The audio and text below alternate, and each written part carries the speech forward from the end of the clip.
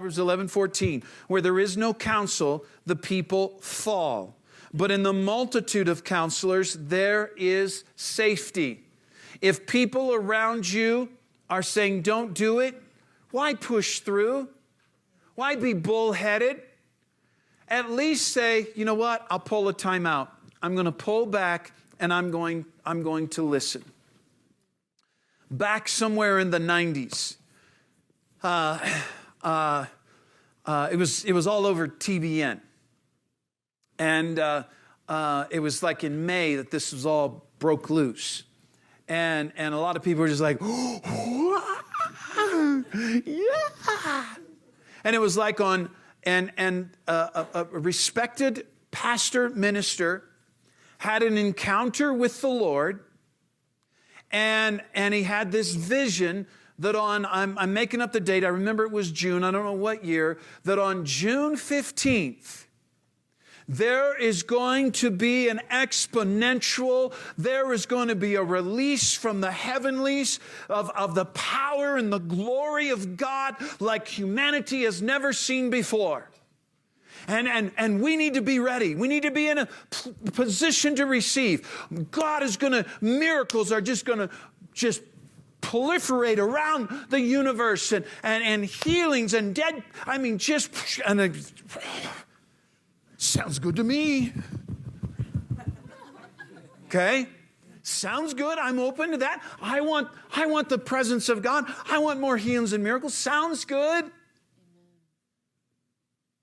But the reality is that he had this dream, this vision back in like February, March. And he went to his personal friends and his mentors. I had this experience with God. It was so real. It was so real. It was so amazing. And his circle of influence said, I think that's really neat, Fred. Hold that. Write it down. Hold it. We will vouch that you saw this. Don't go public with it. Just hold that. If it's of the Lord, what was Gamaliel's advice? If this is of God, you cannot stop it. If this is of men, it'll dissipate. No, I've heard God. What did he have? He had some kind of supernatural encounter. I don't know what it was, but June 15th came, went, and there wasn't anything change. There was not any outpouring. I mean, other than what God typically does. But there was nothing that was a marked difference. But the council around him said, don't say it, don't share it. And here's the place of trust. If God has put the people in your life and you're trusting God and you trust your life with them, if you're going to rappel off of a cliff and you say, I'd want them being belaying for me as I'm going to rappel or as I'm going to climb or whatever it might be, that my life is in their hands and they're anchoring me. If you can trust them there, then trust them. And at the least, call a timeout and say, I'm going to pause. I'm going to wait.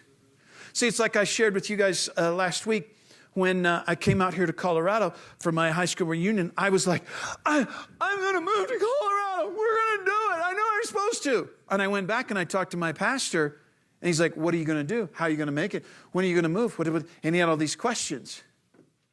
And I listened, thank God, I listened to wisdom. Had I just went on inspiration, I would have quit my job right there in September.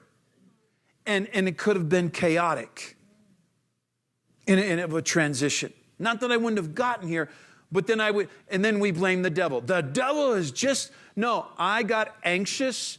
I might have got ahead of the Lord's timing. And we blame that on the devil when really it's of our own doing and it's of our own error. So trust the counsel of those that are around you.